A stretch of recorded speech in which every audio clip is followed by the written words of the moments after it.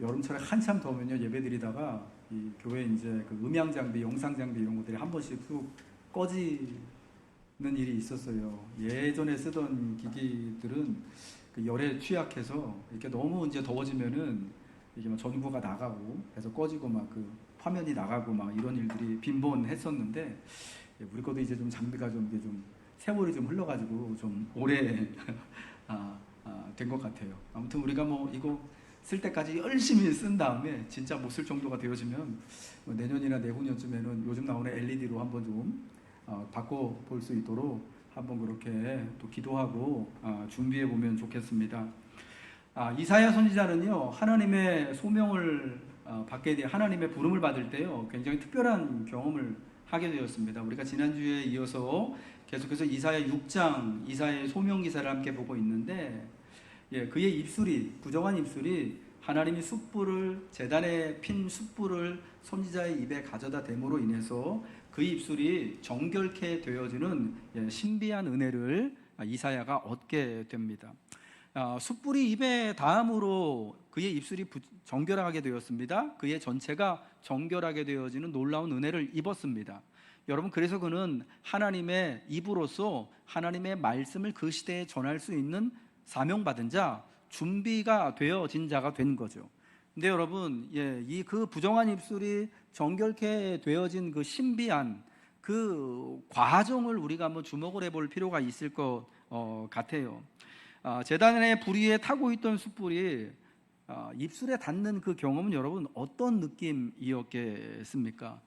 스랍 중에 하나가, 천사 중에 하나가 부적갱이를 가지고 하나님의 제단 불 위에서 이렇게 불타고 있는 숯불을 하나 끄집어내서 그 젓가락에 부적갱이의 그 숯불을, 그 시뻘겋게 달구어진 숯불을 들고 이사야에게 입술을 지지기 위해서, 입술에 닿게 하기 위해서 지금 천사가 날아온다고 생각해 보십시오.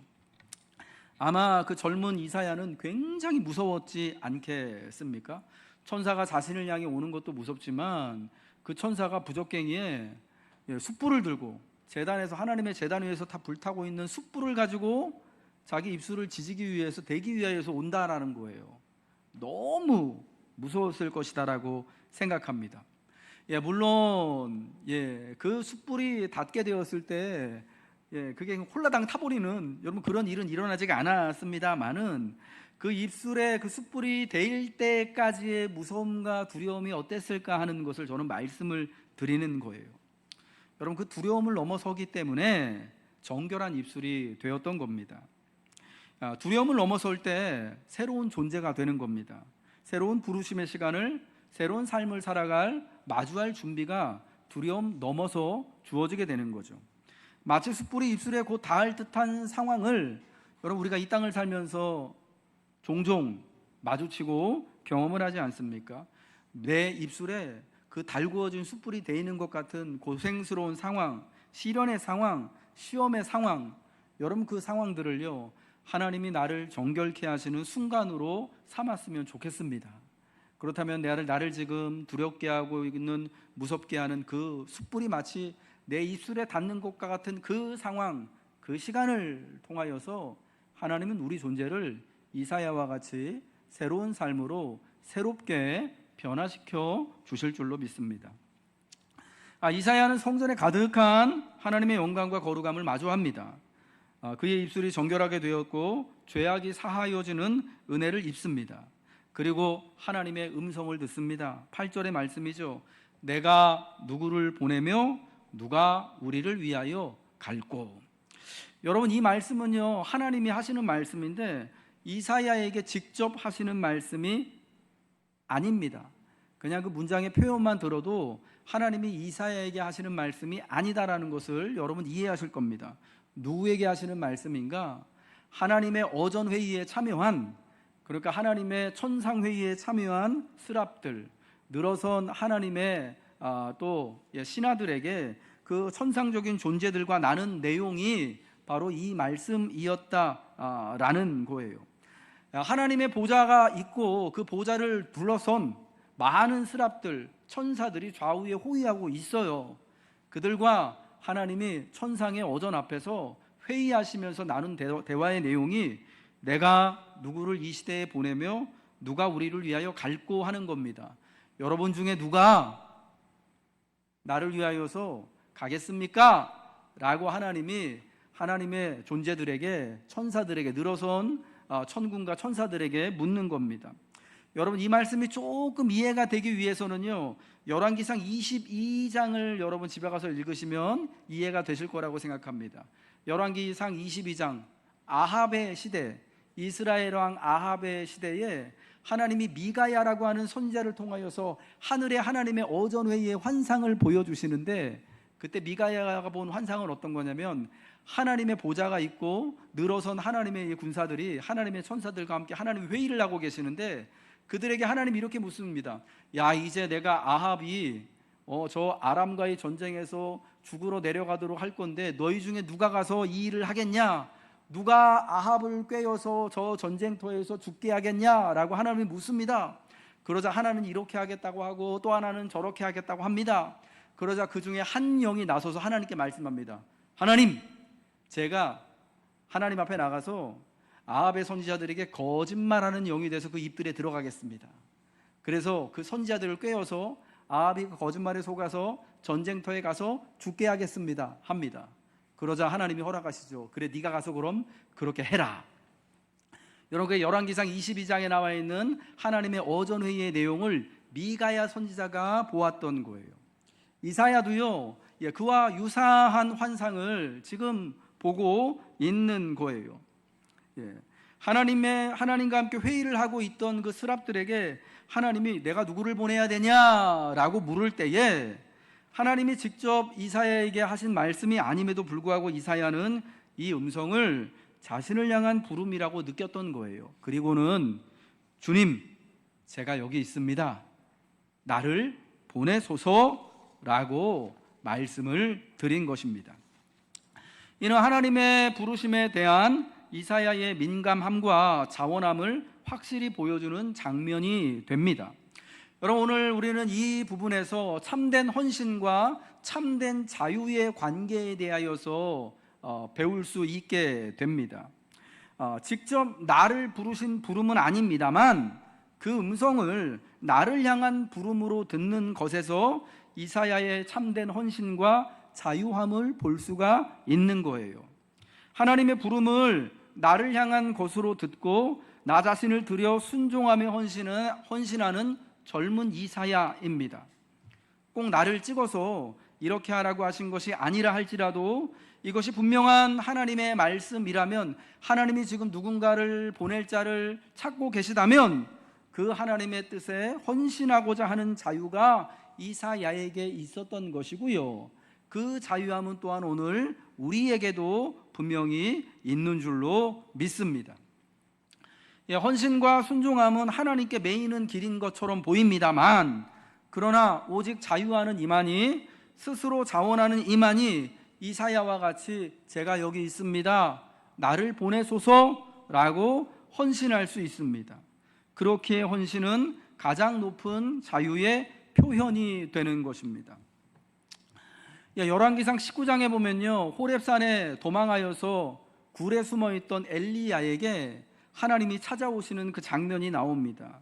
하나님은 이세벨이 무서워서 호렙산까지 도망쳐서 굴에 처박혀 있던 엘리야를 찾아오셔서 그에게 그가 반드시 해야 될 사명, 3가지 사명을 말씀하십니다. 알려주십니다. 그게 뭐냐면, 첫 번째, 너는 이 길로 호렙산을 내려가서 저 하사엘이라고 하는 아람 사람을 만나서 그에게 기름을 부어서 아람의 왕이 되게 하라. 이게 첫 번째였고요. 두 번째는 예후라고 하는 이스라엘 장군을 만나서 기름을 부어서 그를 아합의 집안을 대신해서 이스라엘의 왕이 되게 하라라는 것이었고요. 세 번째는 엘리사에게 기름을 부어서 너를 대신한, 즉 엘리야를 대신한 선지자가 되게 하라고 하나님이 명령하셨습니다.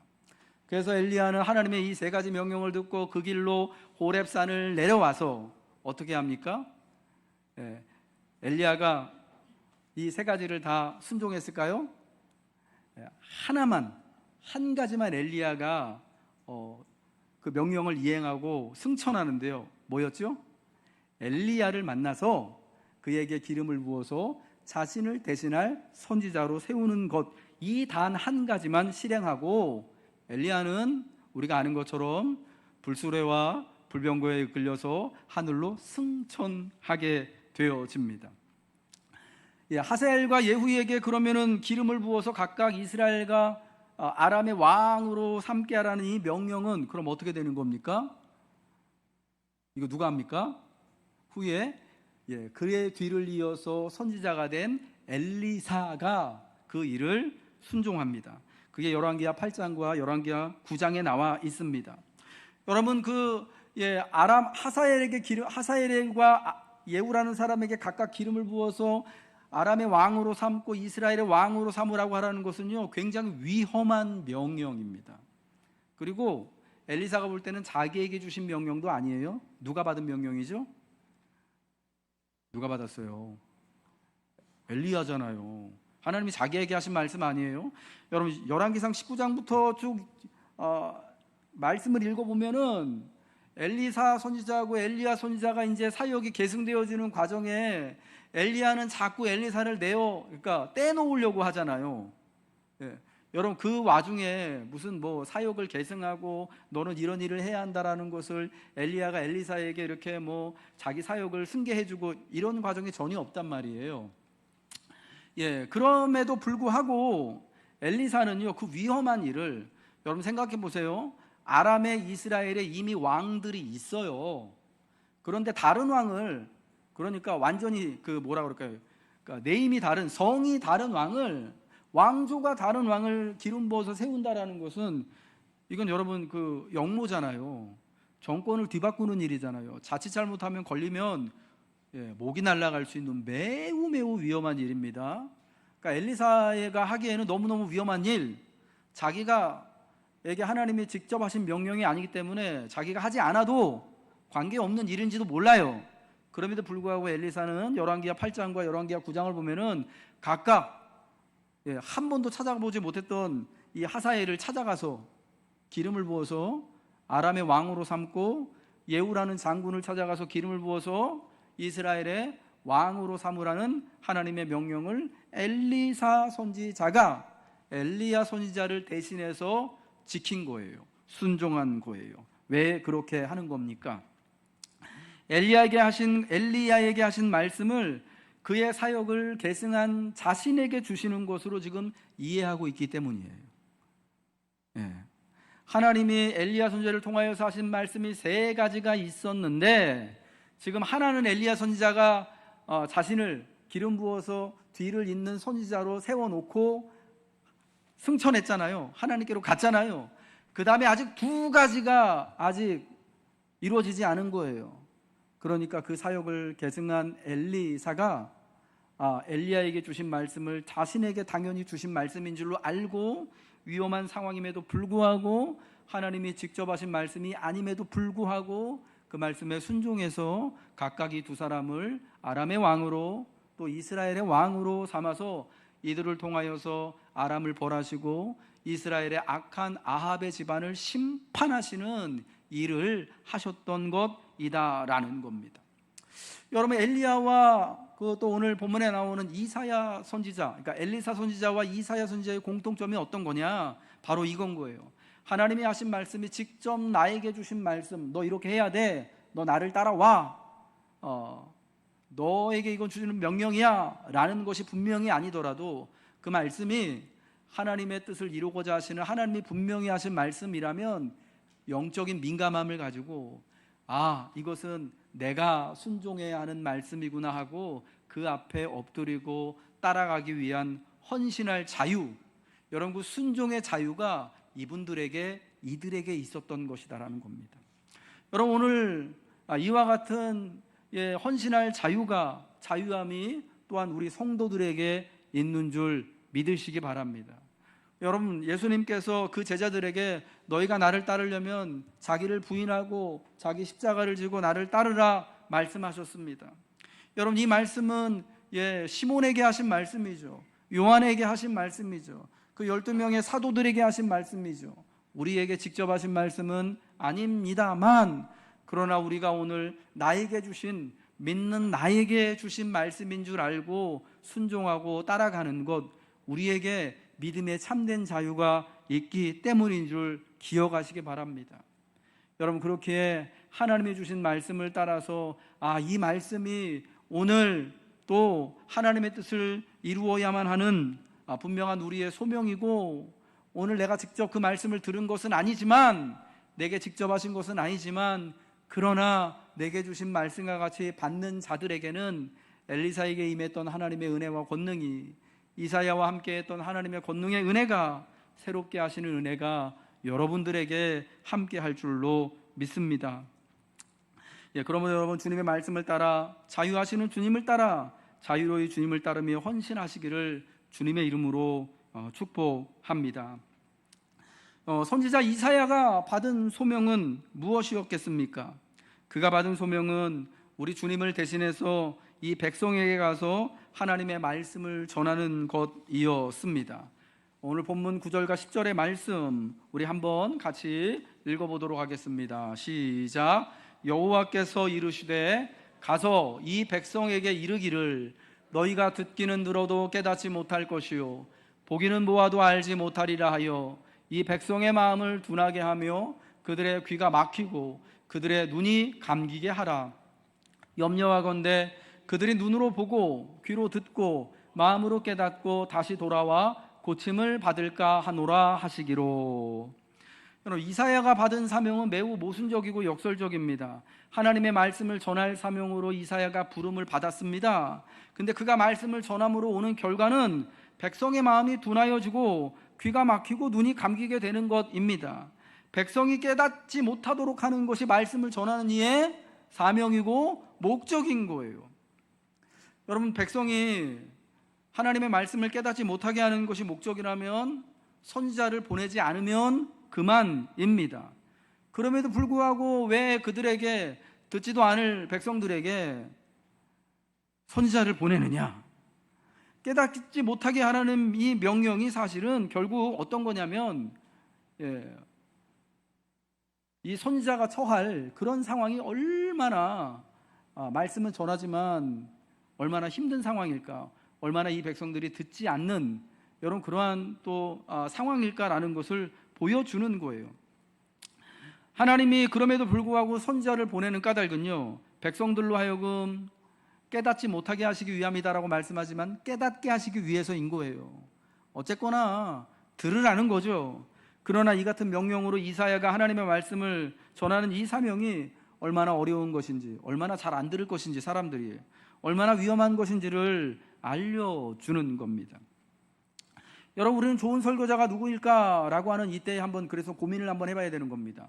다시 한번 제가 앞에서 말씀드린 열왕기상 22장의 아합의 시대에 가서, 여러분, 미가야라고 하는 선지자가 아합에게 하나님 말씀을 전할 때에 아합이요 듣지를 않아요. 그럼 뭐라 그런지 아십니까?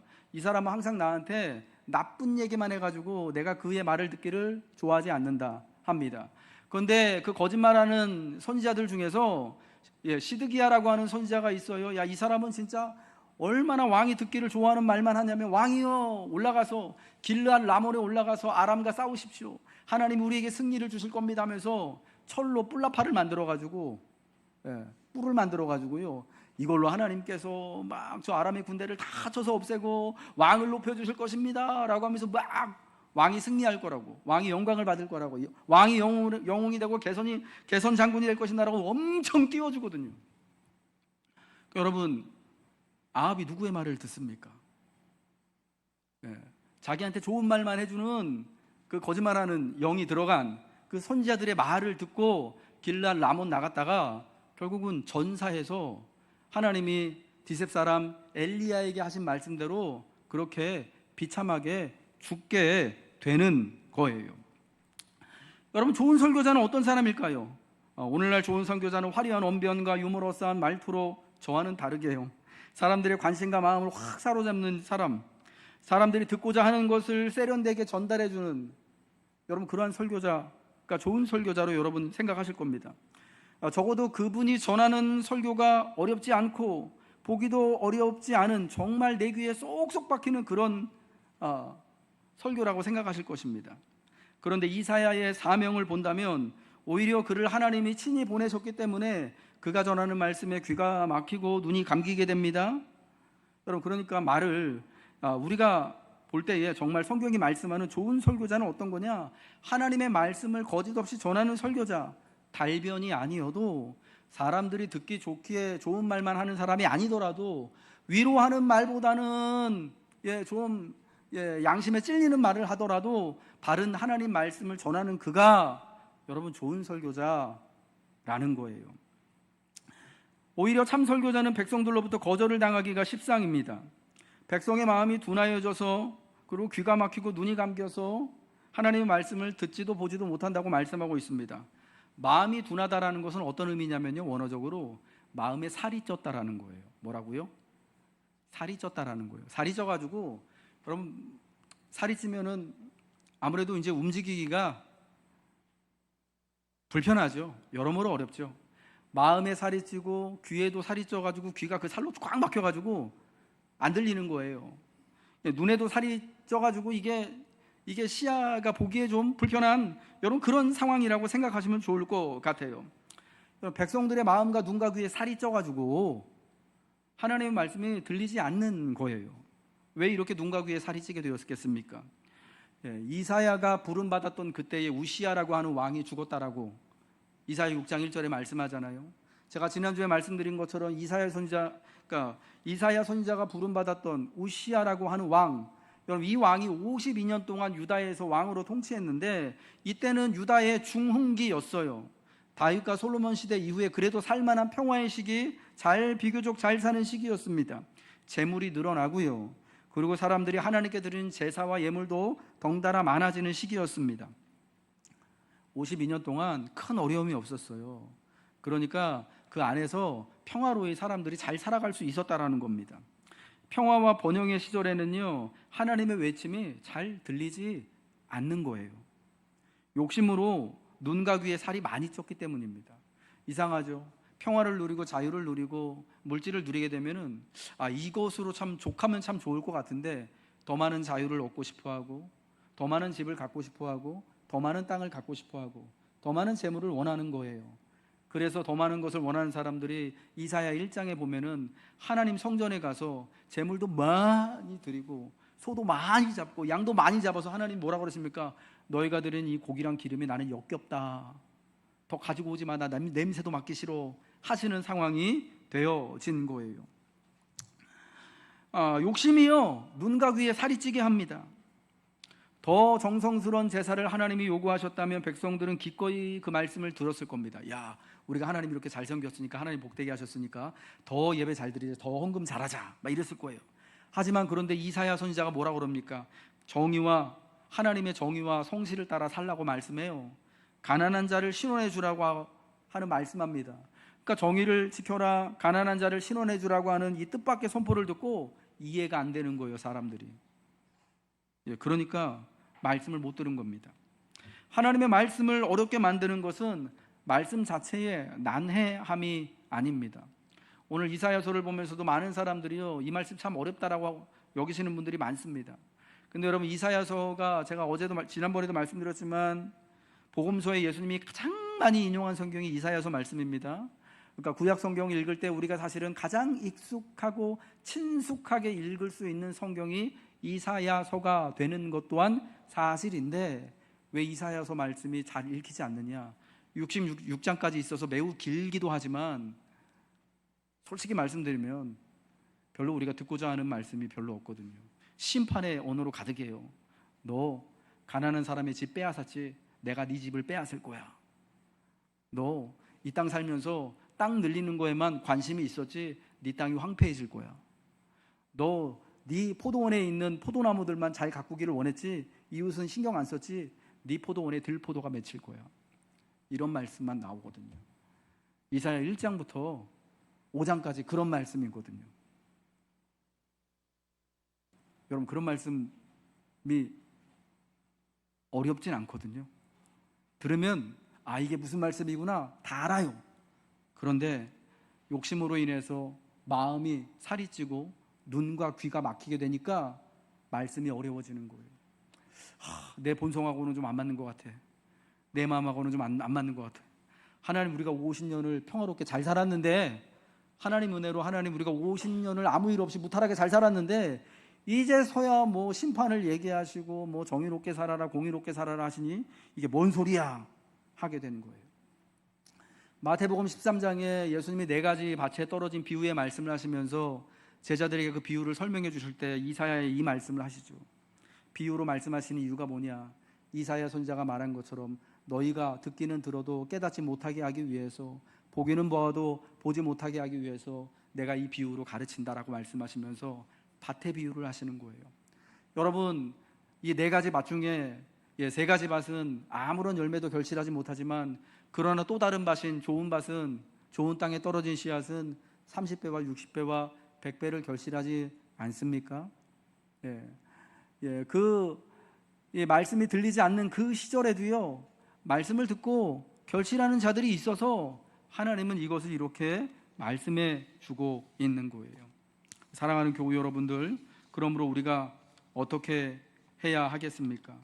우리의 눈과 귀를 무겁게 하는 욕심, 마음에 낀 기름이 다 제거되어질 수 있기를 우리는 바라야 하는 거예요. 선지자가 하나님께 묻습니까? 주님, 어느 때까지입니까? 여러분, 이 말씀은 언제까지 귀와 눈이 가려서 살이 쪄서 하나님 말씀을 듣지 못하겠습니까? 라는 질문이에요.